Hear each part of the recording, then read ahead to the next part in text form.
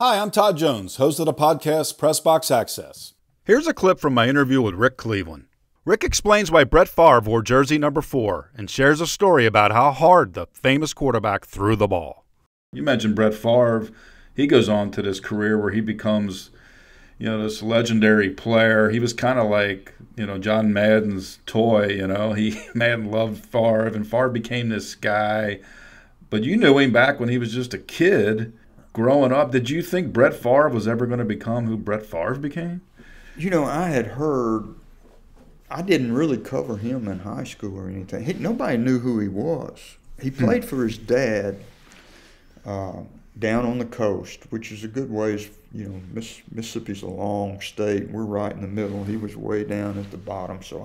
And he didn't make All-State or anything like that because his dad was his coach, and they ran the wing tee.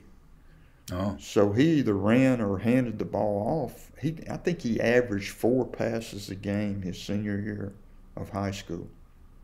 Really? I never knew that.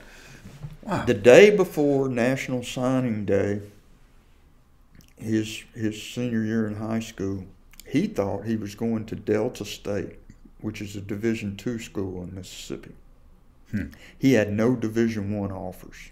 And then Southern Miss lost a quarterback. Somebody that had committed to them got an offer from Alabama, and that opened up a scholarship at Southern Miss. And the coach called and offered him the scholarship, and he took it.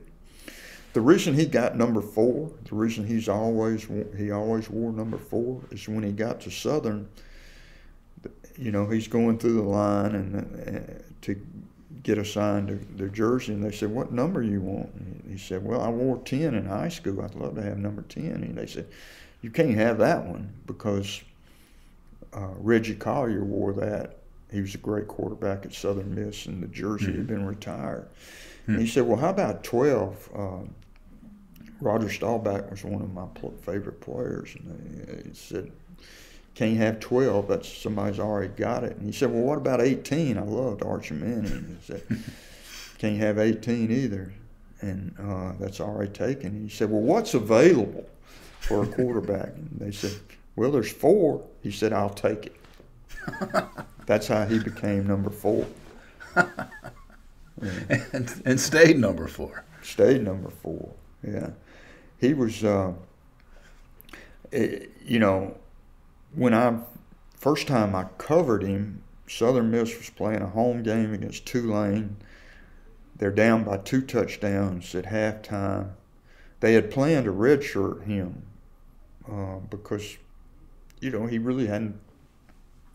He had run the wing tee. It was totally different than what they were running at the time, and so they were going to redshirt him. But it was desperate. I mean, they were not very good, and they're getting beaten at home by Tulane by 2 touchdowns. And in the third quarter, the head coach, whose name was Jim Carmody, said, "All right, we're going to play. Well, we ain't got anything to lose. We're going to have to throw the ball to win this game, and he's the strongest arm we got." So they put him in. Todd, the first time he goes back in the pocket, he throws a button hook pattern to a receiver. I think it was a slot receiver, and the guy turned around and the ball embedded in his stomach. What? Like a cartoon? Yeah, I mean, it hurt. You could see him visibly get knocked back by the football. And he throws 2 touchdowns and runs for another one, and they come from behind and beat Tulane. The next week they play Texas A&M, and he's the starter, and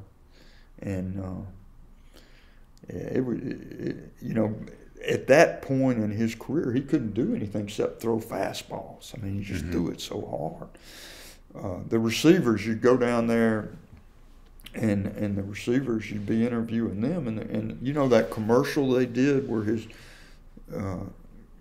where the receivers all have crooked fingers that look deformed and everything.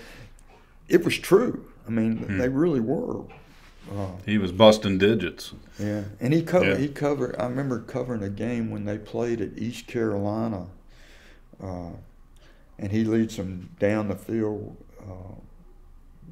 They're behind with 2 minutes to go, get the ball inside their own 10, and he leads them down the field, and they score. But he threw one. I was down on the field already to do the post-game interviews, and so I'm watching from the sideline, and he throws this 45-yard pass that never gets more than 8 feet off the ground. I mean, it's just a bullet, 45 yards across the field.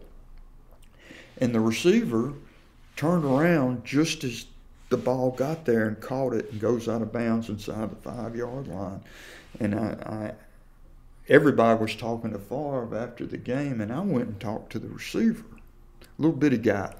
And I said, Alfred, how did you know? What I want to know is how you knew to turn around and catch that ball. And he said, because I heard it. Mm-hmm. I said, what? He said, no, I heard the football coming. And I said, oh, come on, Albert, tell me the truth. And he said, no, you can always hear Brett's passes coming.